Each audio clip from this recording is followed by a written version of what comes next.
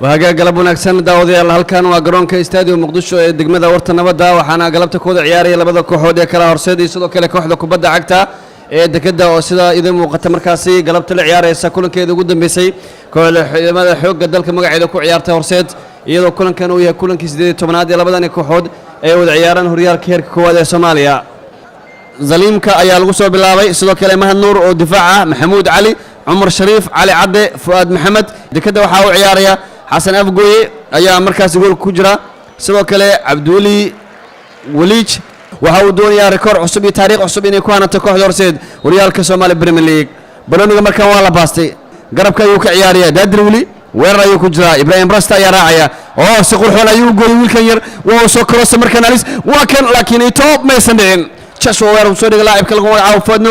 Nokia uu soo wareejiyay ciyaaryahan Nur Messi garabka markan horseed markan halis waa tan horseed waa la soo korosay oo briska maysan Joshua maya Abdikrin waayahay wali ciyaartooyda kooxda kubadda cagta ee horseed ayaa markaasi ciyaaraysa waa fursadii ay qasaariyeen xidigaha kooxda horseed Joshua ayaa kubadda soo qaaday laakiin awr shakunda 8 gool ayuu leeyahay halka Farxaan xidig uu leeyahay ilaa 9 gool caawinta sanadkan Farxaan xidig aad ayuu wanaagsantaa waa kan Farxaan markan uu soo galay Farxaan haddii bananku soo dhigo mid halisteeda laakiin ma aysan dhicin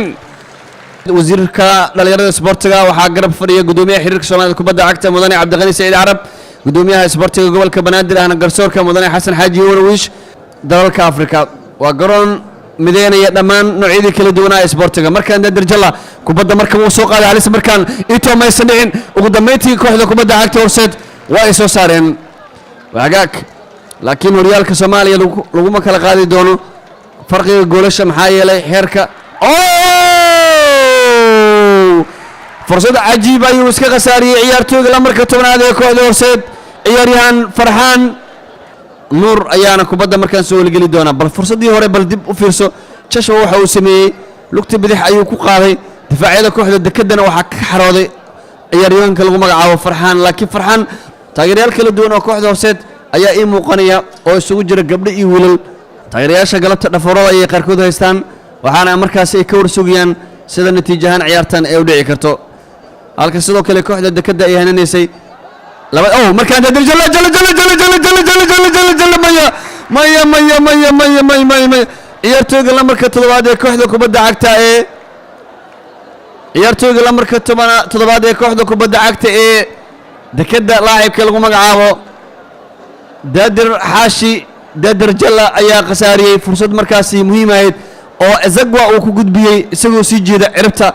alaabtii ama laxamkii uu dunida ku soo kordhiyay Ronaldinho ayuu kubadda ku waxay ku sii dhawaanaysaa jamaahiirta garoonka aad ayuu camaran yahay dhalinyaro kala duwan oo jecel ciyaaraha ayaana halkan ka daawanaya وهاجاك مركان عيارتويدا كوحدة دكدا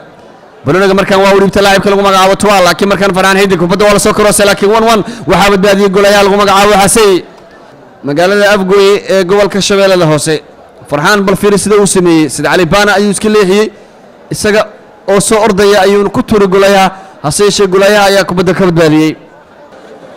Hariidka ayaa lagu magacaabo waxa uu soo matalay dhowr degmo ayuu soo ciyaaray degmada Dharkiinley ayaana Joshua markan weerar halis markan isku day fiican sameeyaa seeshe kooxda horseed ayaa Joshua ayaa u abuuray fursadaas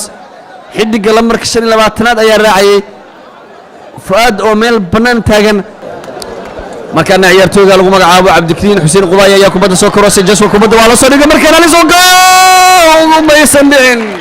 inkastoo labada kooxood ay markaasi loolankooda uu galabta furan yahay haddana kooxda kubadda cagta ee horseed qadkeeda dhexe galabta aad ayuu u harsareeyaa farsamooyin qurxoon ayaana ka imaanaya wiilka qadka dhexe ugu ciyaaraya galabta lagu magacaabo Cabdikariin iyo Tawbare Cabdixamiid oo isaga markaasi ah macalinkan halis markan waa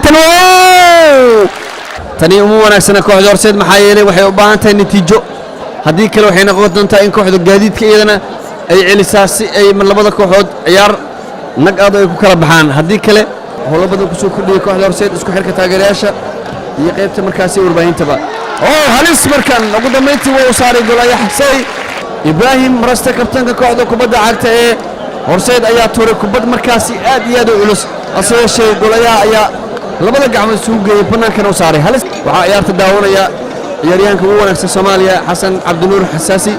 oo ah ciyaartooyga kaliya ee Soomaaliya ku guuleystay best player sanadii 2019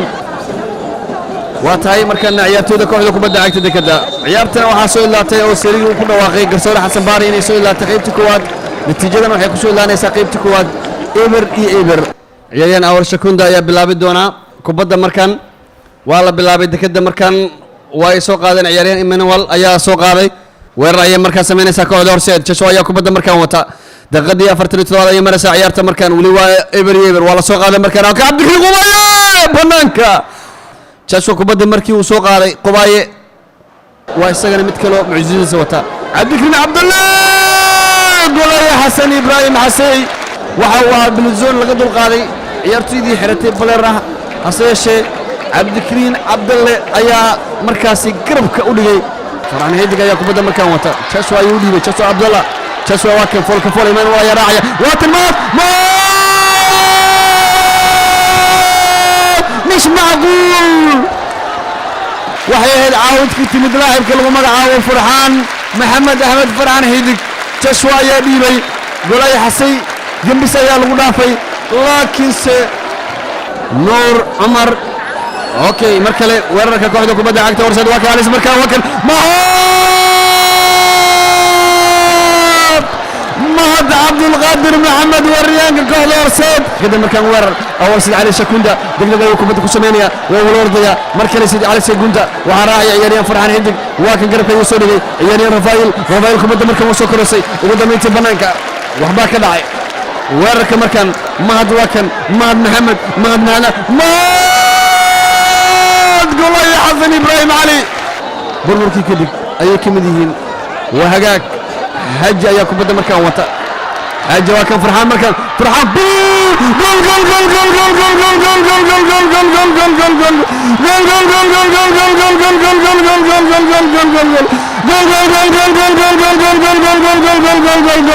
gol gol gol gol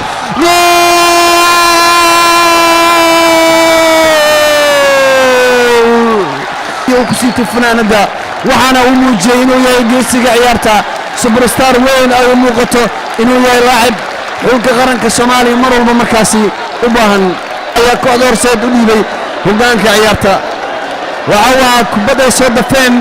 kadibna shabaqa uu yiri Abdullahi Ali Dili ayaa kubadda markaan haysta Naif ayaa markaan Naif golay Xasan Ibrahim runtii golay Xasan Ibrahim Xasey waa golay aad iyo aad u dadaal badan Naif ayaa barnaamijka soo qaadi doona waxa ka harsan ciyaarta daqiiqadii ugu dambeeyay ee lagu daray ayaa socota وهذاك مي عداني برا عيسى مركل الجرايا يا بدادي بدح إلا مذيك قصة شبكة وحسن إبراهيم حسي أورنتي قربت موجي كرتي إذا الليريا إنكستو استركرنا كهذا كبدا عكتور سيد أي تكوا أي كجوان تاي إن مركز تشبكة أي جيران مثل من اللاعبين تقول فينا وإذا ما تيارتي كهذا سيد أيانا قول قارتي توبر عبد الحميد أيان الدبال دقيقة هدقيسة كهذا سيد أيا تاريخ أصب لهم تلقى شيء afatani koob sano kadib waxay sugaysaa inay hanto horyaalka Soomaaliya shaqadii kooxda horseed way dhan tahay maanta